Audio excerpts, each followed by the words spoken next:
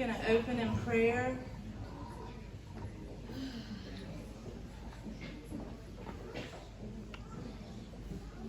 We're so glad everybody's here.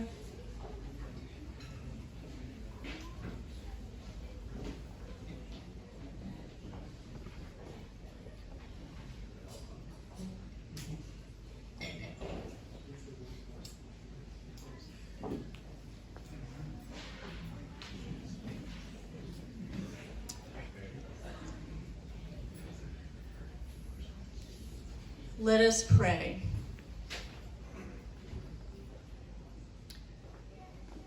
O God, whom saints and angels delight to worship in heaven, be ever present with your servants who seek through art to perfect the praises offered by your people on earth, and grant to them even now glimpses of your beauty, and make them worthy at length to behold it unveiled forevermore.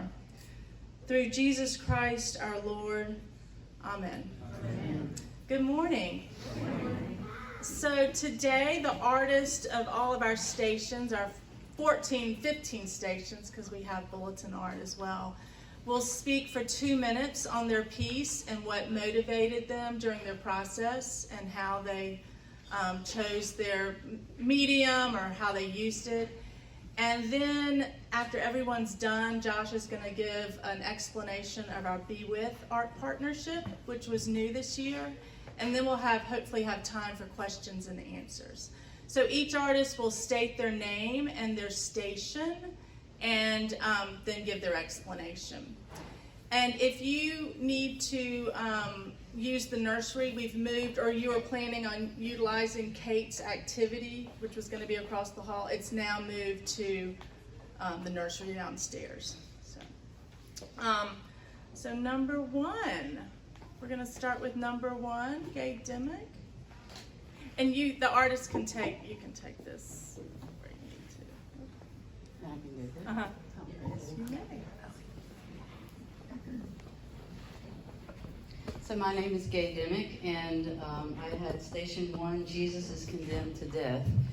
And I'm not going to pick it up because it says do not touch. But and also I have picked it up several times, and it's not very comfortable. But I always wanted to do something surrounding the crown of thorns. And so I started working on this at work during my my lunchtime. I work at a place called Holy Angels, which is in Belmont, and I am the director of creative arts, and so I have this neat little studio I can work in. And so I bought regular wooden toothpicks. I tried to find colored ones, but I couldn't find them. Now I can find them everywhere, but when I needed them. So people started breezing in and out of the studio, wanting to know what I was doing, and I had to cover it up because I didn't want anyone to hurt themselves. And so what started out as a solitary meditation turned out to be kind of a community project. People at Holy Angels have severe to profound disabilities and are medically fragile. The majority of them don't walk. Most of them can't talk, but they can still communicate. So what I had them do, I had some ready-made watercolors, and so they took the toothpicks and they were able to stir them up in the watercolors. Of course, what I found out is toothpicks float. So then we had to go out and get rocks to put into the bats of color with the toothpicks. The toothpicks stayed there for about 5 days, and then we took the rocks out and they scooped them up and put them on the table with the paper, and then they just let them stay there for about 5 days. Every now and then I'd see one in the hallway, which meant they had stolen them, but some of them, don't have a clue what this means. Others of them were a little scared because they knew what the crown of thorns was. But the thing that was so cool is that it became a community project, and they might not be able to tell me things, but they can point where they wanted toothpicks put. There's one girl that likes the color yellow, and so she calls it banana. And so she would she only wanted to do banana toothpicks, so that's what she did. But you know, the cool thing about working with people with disabilities is, you know, people might look at them and say, you know, whatever you do to the least of these, you do also to me. But by the end of it, I felt like I was the least of them and they were helping me out. And so it became this really rich experience. So I hope you enjoyed it. Station number 2, Sharon and Nancy. Good morning, Sharon. Nancy called me and said, would you like to collaborate? Would you like to collaborate on a station, on a quilt? And I said, sure. And then I said, well, wait, I don't know anything about quilting. And she said, that's okay. You just do what you do and it'll be okay. So my thought process was, how do I give something to Nancy that will be soft and supple and color fast that she can work her magic with? And I just kept coming back to the idea of the icon and using a very thin out acrylic paint with a 2 hairbrush to depict Jesus taking up his cross. The cross isn't there because we know it's there, and I didn't want to hit you over the head with it. Mm-hmm. Thank you, Sharon. Oh, and I like how what Nancy did. When I see it now, it makes me think of a, sorry Jesus, a playing card. Thank you, Sharon, so much for collaborating with me. It was much more fun doing it with her and her exquisite drawing of Jesus. So she used a fabric with rose in the background, so off-white and a white. And I chose red as the first border and black as the second, and black on the back. And for my stitches, I used ecru and didn't use quilting thread. I used a Japanese type of quilting called shashiko, which uses a larger thread, and so the stitches are supposed to show up, and that's why I chose black for the back, because I wanted the stitches to show. And I'm going to turn it around. You see the quilting design on the back with the large stitches. And then I outlined Jesus, and then I did the cross hatch, which reminded me, of course, of the cross. And also, the last thing I did was I chose red and did some French knots in the white fabric that represented the blood of Jesus. So I love doing it. Oh yes. No, you do. We also gave Jesus a couple of tattoos.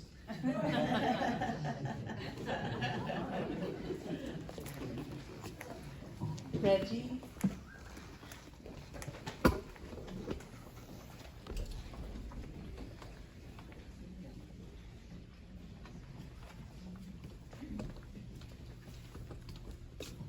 Thank you. I am Father Reggie Payne Weems, and this is my station. When I thought about this, my first thought was I wanted to capture the scene, the moment where Jesus falls and hits the ground before anything else happens. It almost looks like he's dead there, but he's going to get up. And the other thing that I like to do is I like to one of the most fascinating things I learned when I was in art school 30 years ago was that all the paintings and stuff that we were looking at depicted Jesus and those around him, usually in the clothes of the artist's era, not in the clothes of Jesus' era. And so I often wondered why we didn't continue that tradition. We don't see a lot of art today from that new art from today of that era that depicts Jesus in our clothes, in what we're wearing now. And so I've always wanted to do that. So when I was asked to do this picture, that's what I did. This is charcoal pencil. This is the easiest thing for me to work in. I also paint and other things, but this is what this is a medium that I've used since I was a kid. It was the first way that I expressed art, and it reminded me of the thing that intrigued me about art when I was a kid. I had one of my mom's best friends tell me that in real life there are no edges. I mean, there are no lines, only edges. And that's something I've always loved exploring, is creating something that looks like a line but is really an edge. And if you look throughout this, I hope you will not find too many lines, but a lot of edges. And I just wanted to explore that. If I had more time, if I had given myself more time, I would have added a crowd back there, doing all kinds of things. I have 2 police officers in here who are kind of disinterested, right? I mean, they're not affected by Jesus falling. They're not trying to help him. They're not concerned about him. They're just kind of watching the crowd. I also didn't put anything on this side because I kind of wanted us to be the crowd as well. Looking at the picture. Crown's too small. I wish I'd made it bigger. Easier to see. That's it. Our next artist is Eva Crawford, and she's the recipient of our Be With Art Partnership, which Josh will explain at the end. Thank you. I want to thank St. Martin's for hosting an open call for local artists. I think that is fantastic, and I'm just so thankful to have been the recipient of the prize. So I got to create this for you. This is station number 4, When Jesus Sees Mary. First, I want to just tell you a little bit about myself. I capture individual personalities with their subtle nuances as I paint or draw beautiful vessels of the human soul. I use a variety of media for portraits, grounded in relationships with those we love, with those we feel compassion, and with those whom we do not yet understand. So the 4th station is When Jesus Sees Mary. So I used the traditional art historical drawing, using charcoal as well, and then transitioned into using acrylic to express the emotional aspect of when Mary sees, Mary sees Jesus. She was unable to give him an embrace because of the cross, but I knew that as a mother, she would be embracing him. The look on her face is one of love, yet resolution, knowing from conception that her son would have a different path. So I think you and I would have a different look on our face if our son were being treated as such. But knowing Mary and reading her Magnificat in Luke 2, I believe, she was a woman of just incredible virtue. Thank you again for letting me be a part of this.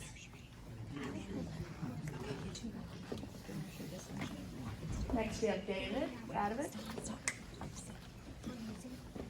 My station, is it on? Yes. My station 5 is a poem, and station 5 depicts Simon of Cyrene helping Jesus carry the cross. And the poem is called Honor, and it's told from the voice of Simon himself. Honor. Someone had to help this man. Was I coerced by outside forces? Yes. By forces deep within me? Yes, again. There comes a time when helping others is an act of self-love. Old as I am, I still am strong, can carry this tree as far as the next hill, a mound of skulls. How many have had a stranger bear their burdens, aching and alone just this short way. The remaining road he will need to navigate himself.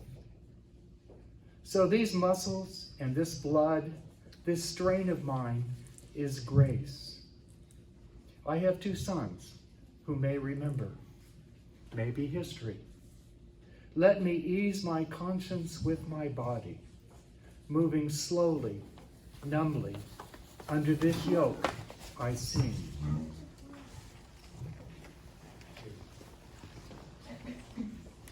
Thea?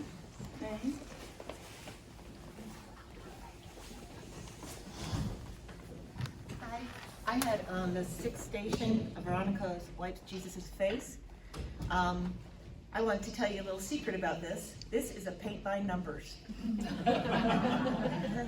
I started doing paint by numbers a couple of years ago. And what you can do is you can find an image that you like and you can send it and they'll put on this. This took me about a month to do though. Just so you know, it's one little dot at a time. When I started first doing them, I did it while I was watching TV, just relax and stuff.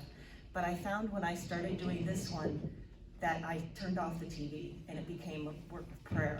And as I would sit there and contemplate, this. My mother is a real artist, and she always said the hardest thing is the hands.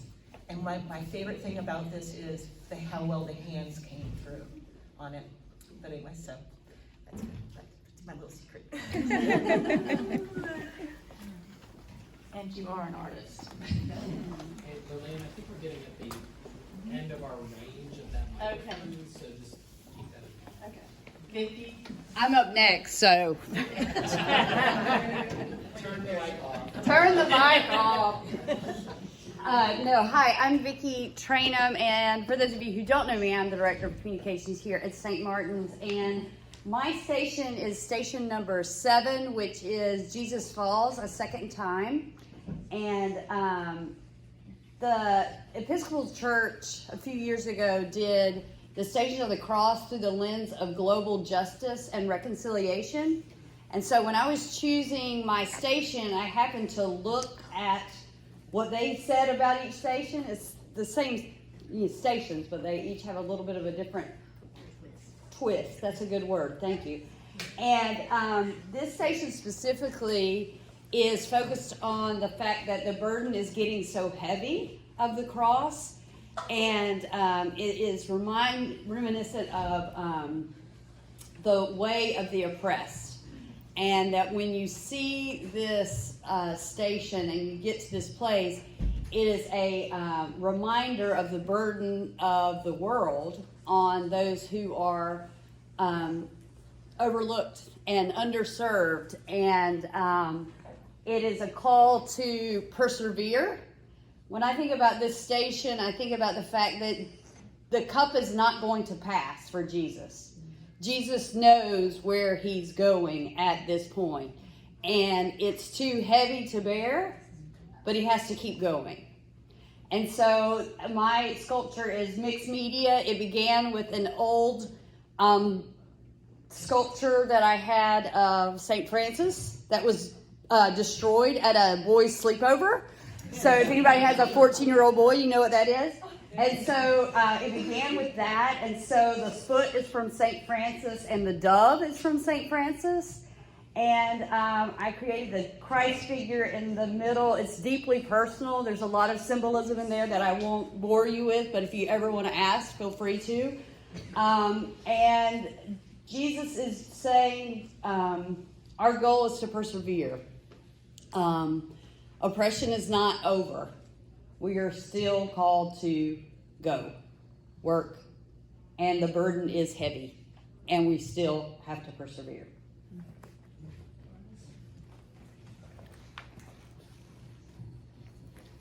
And I'm Lillian Richards, and I sculpturally interpreted station number 8, which is Jesus Meets the Women of Jerusalem. I was initially inspired by 2 thoughts when I pondered this particular station. Number 1, women show up during monumental life events, especially births and deaths. We bring food, gifts, and offer to help in any way. We ache when another person's child is harmed, is in a bad place, or dies. My second thought involved female elephants who travel in herds. When a predator lurks, they encircle their most vulnerable members, young calves and the elderly. The protectors face outward and create a wall in order to prevent danger from entering and harming their fold. The women of Jerusalem are created out of very pliable wire. My goal was to depict their movement and various stances of anguish, despair, and grief that I imagine they must have endured while seeing Mary's son being tortured. Mary was their friend, their neighbor, their relative, and Jesus, a child who they had watched grow and develop, a kid in the neighborhood. The female figures encircled Jesus, depicted as the baby in the manger. Someone's child, no matter how old, is their baby. Although they were unable to save him from death, I imagine their instincts may have kicked in to protect him in any way they could.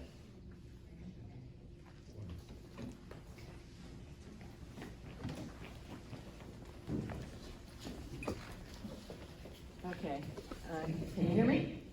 Okay. Station number 9 was done by Matt Guy, who is not able to be with us today, but Matt sent some descriptions of what he did. Okay, this Jesus Falls the Third Time is done in acrylic on wood. And he said, I began by applying gesso to the wood panel. It was allowed to dry and then sanded with fine sandpaper. I repeated this process 9 times. After that, it was smooth as glass. Next, I drew several sketches of what the layout would look like. After deciding which looked best, I drew guidelines on the panel. The next step was to apply paint. I decided to apply 9 layers of acrylic paint for station number 9. I chose a dark palette since the subject matter represented a dark time. First was the background in grays and blues. Second was the skin color. Third, the clothing on the soldiers. Fourth, the clothing on Jesus and his hair. Fifth, the hats on the soldier. Sixth, the cross. Seventh, the robe. Eighth, the crown of thorns and blood. And 9th, the highlights and shadows. So I hope you come over and take a look at number 9. And mine is number 10. So my name is Kate Stadelman, and this is, Jesus is stripped of his clothing.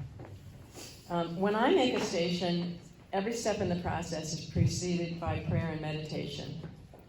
I started with the poem, which I wrote in January, and then I decided that it needed art of some sort, and gradually realized that that ought to be representational, not representational, but abstract. And then the next decision was that it should be black and white. I assembled and painted it in March. The title of my poem is Ecce Homo, which is Latin for behold the man. The words that Pilate spoke when he brought Jesus out to show the crowd after he had been scourged. Jesus was God. He was in on the plan for our salvation, but he never stopped being a man. Ecce Homo, the agony, not enough. Framed, condemned, not enough. Bore the cross, fell under its weight, not enough. Faced sorrowing mother, fell again, crushed, not enough. Warned weeping women, not enough. Third fall, flattened, face in the dust, not enough. Now, garments ripped away, humiliated. Still, not enough. This is yet to come. Nails hammered, gasping, dying slowly, forsaken, surrender. Will it be enough?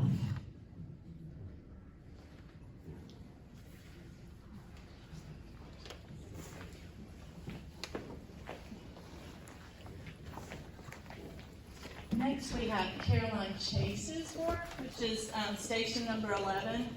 Jesus is nailed to the cross. And she was unable to be here, but she sent something for me to read. Here are my rambling thoughts before, during, and after my painting. I created this piece using acrylic paint and a wood panel. I textured the panel so it had a rough finish, so the paint would have a more layered effect. I wanted to depict just the hand and the nail. I created a darker background with a slight halo around the image where the nail meets the hand. I started thinking about each station and how it would be interesting to see the story focusing on each of the elements in each station with Jesus. What part in the story does each element represent? The cross, the mother, the friend, the cloth, the garments, the nail. So for my assigned station, number 11, I examined the nail. The definition of a nail is to join things together, to unite. Another definition is to perform or complete perfectly, to gain or win decisively. Maybe when Jesus is nailed to the cross, he is joining, uniting heaven and earth. It is he who connects the heavens and the earth, the material and the spiritual, the seen and unseen. With the nail, the first part of the story is complete. The axis mundi is the center of the world where the heaven connects with the earth. Jesus is obviously the axis mundi. He is the connection between heaven and earth, joining the two together by his death. But maybe how we discovered that connection was by the nail, not in blood and death, but in resurrection. Maybe the moment when Jesus is nailed to the cross represents the driving down of heaven into earth, for all of us to witness his ultimate sacrifice for us. The hand was originally used in art to represent God because a full human figure was considered unacceptable. Using just the hand with the nail is a metaphor to show that God was there on the cross. He was him, and with him, just like he is with us.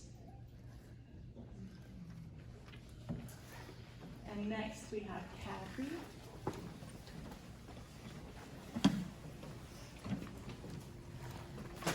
I wrote this poem almost as soon as the news came out about the Stations of the Cross. I was routinely sewing a button on my husband's shirt when it came to me that I wanted to do Jesus Dies on the Cross. As I thought a bit longer, I decided to make it about Jesus as a human being. We had been studying the book, The Heart of It All, and I was keenly aware that God has been with us all the time and is with us all the time in everything we do. I wanted to make us aware that Jesus was sent here to be with us too. But he had to leave us in order to be with us and to die in the most horrible way.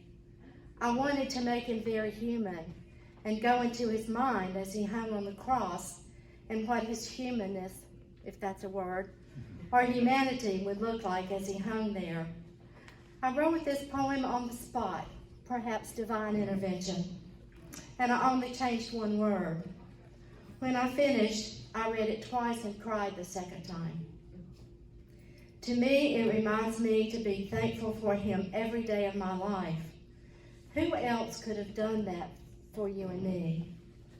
I hope as you read it, you feel Jesus' presence closer to you than ever before and realize that he was human and feels our pain and our suffering as we felt his in this poem.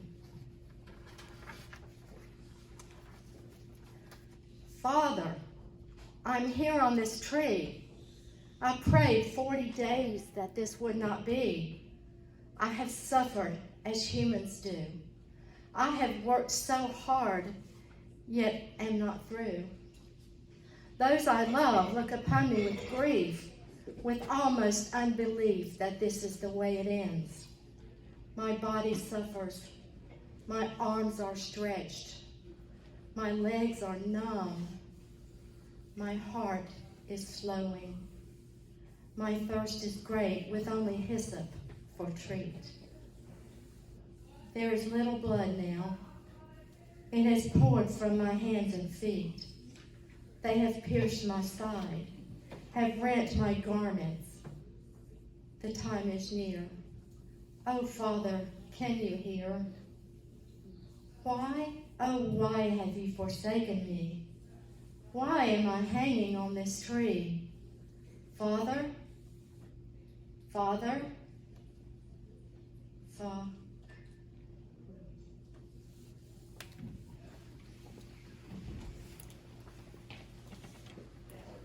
Emily?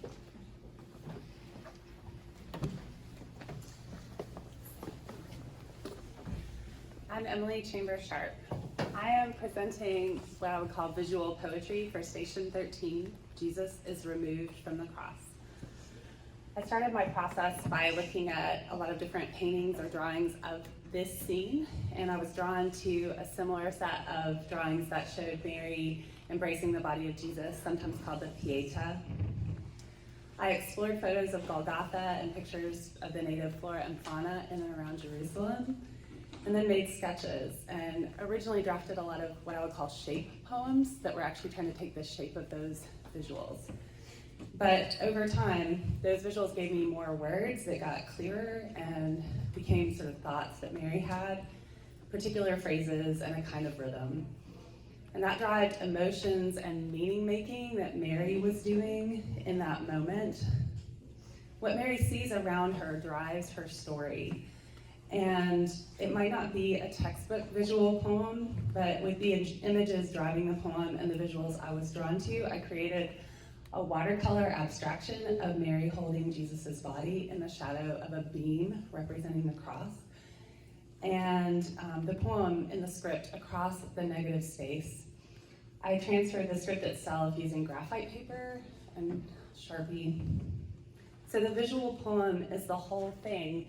The font's small size and the watercolor kind of blurs. The poem can stand alone, but I present it this way because I think it shows the kind of different pieces that are actually happening at that moment. Something that is running through Mary's mind alongside something that's a little unclear. And so that is what I presented here, and I will try to read my poem. How does a light flood to my womb become this dead weight in my arms? How did green buds draw new life from gnarled wood, burst white blossoms out of old laws, only to be the olive, crushed into paste and discarded? It is my mother heart crushed, hearing swears and jeers amidst shadows, stone, and scrub brush at this place of skull. Everyone here is at her worst. Women wail, children toss rocks, repeat ridicules, drunks play dice, men clench jaws, soldiers grip swords, shoulders straight. Passions bind us, roots round a rock, the rock is breaking. I wrap you now, breathless home of Yahweh. Once I swaddled this ever-foreign, familiar body under a too bright star. You were welcomed by angels, kings, and hired hands. Could this shroud swaddle bring back the hosts, cocoon you into a winged beauty that would still hold us?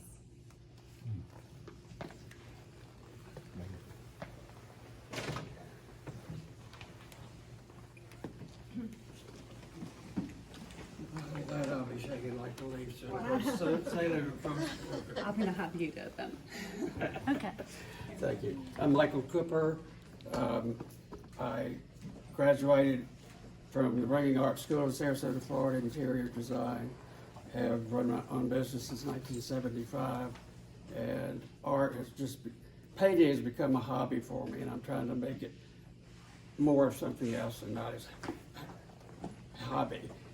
Jesus was placed in the tomb. I spent several hours over a weekend before painting, and I used books and icons, Bible illustrations, my research books on church art of the histories, and it gave me a lot of different ideas. I usually set a time limit on how long I'm going to spend on a painting, and I had done one before this on a Saturday morning, I think, before it was due, and it wasn't getting anywhere. So I set a 30-minute time limit on this one, and I finally got what I really wanted to see. The media I used was pen and ink, colored pencil, and watercolor. And I want to thank everybody for allowing me to participate again this year. Thank you.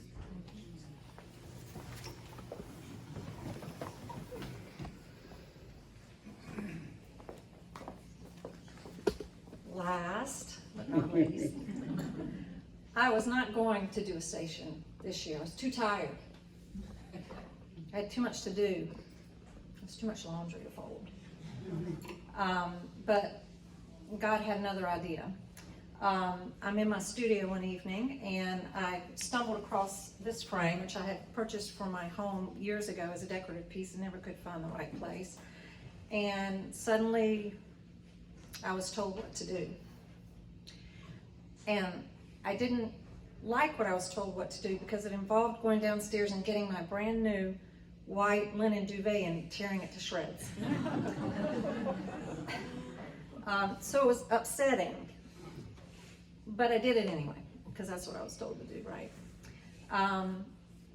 And so I put this together in a bit of a fury, and when it was done, I stepped back and said, okay, what is it? And what do I do with it? Because it's too late for the stations, right? So I offered it up as maybe an extra piece or whatever, and I appreciate you all letting me show it. And I wasn't sure what it meant. I've had to think on it a little bit. And for me, it represents that in-between place before resurrection, where the transformation that we don't really understand happened. And the cross itself was transformed, and the crown was transformed, and then we'll see what happens on Sunday.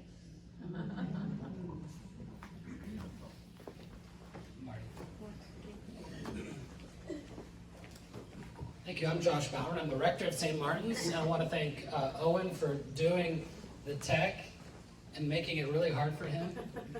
You're doing great, guy. Okay, let's see. The Be With Art, what are we calling it? Be With Art Partnership. We've had a charism, a gift for a long time of artists in the parish.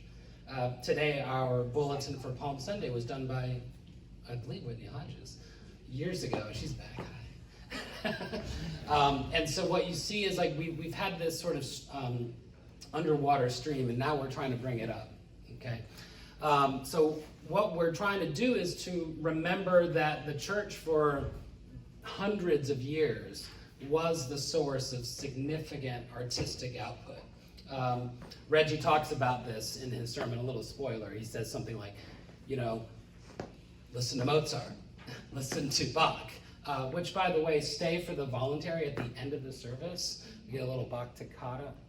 I think it just ran. Oh, it didn't run out. But anyway, we want to be the source of cultural output. Okay, so we've been doing stations like this with artists from our congregation for a few years. I think this might be the fourth year, fifth. It started with the youth group doing very interesting Lent, like I'm talking Lent for Lent. Lent sculptures, and I want to say Vaseline or something really gross. And that was a different thing. That was a different thing. It has developed over the years, and then this year, I went to 5 families in the congregation and just asked for money. I said, hey, we're doing this thing, would you give? and 3 of them did, and we were able to get a significant amount of money. And talking to Eva Crawford, the amount of money we're talking, it gets the attention of professional artists, okay? Because we want it to be a real partnership with our community outside of St. Martin's. So we intend to keep this going every year with one artist, no more, one artist of the many here at the parish being a sort of outsider. Which is totally inappropriate language. The cool thing about the piece is that it becomes a piece that St. Martin's keeps. So it is ours. And so we get to have it in our parish, and it may make an appearance in liturgical expression, during Holy Week or whenever we might want to use it. So that's the Be With Art partnership. I do want to say that I do feel like we need to continue growing in our artistic endeavors and partnerships, and I'm talking to the vestry about potentially growing our staff in this area to coordinate these partnerships and host events and things like that. So we're hoping that's going to be it. I do want to say also just that all of the artistic expression that we see here is very Christian. My theology of art really comes from a book by Madeline L'Engle called Walking on Water, where she talks about the artist submits herself to a vision and is obedient to it. And the exemplar of that is, of course, the Virgin Mary. She's given a vision and she says yes. And that this is what our artists, our poets, our quilters, what they do. Okay. So thank you for everybody, and I will be asking probably in the late summer again to fund the Be With Art partnership for the new year. We only had 3 families participate, and it was very successful, so I'm hoping that 3 new families, maybe 5 new families can help it and have it sustained so we can keep going with this amazing partnership. Lillian, do you want to come up and field a few questions? I'm going to have to go to church soon. So is everybody else. So we have about 5 minutes. Does anybody have any questions for one of the artists?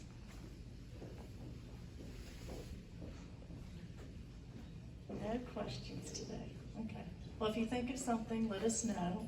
Thank you for being here. Thank you for being a part. Thank you, Give Eva. the particulars on the stations real quick, just on. Oh, yeah, sorry.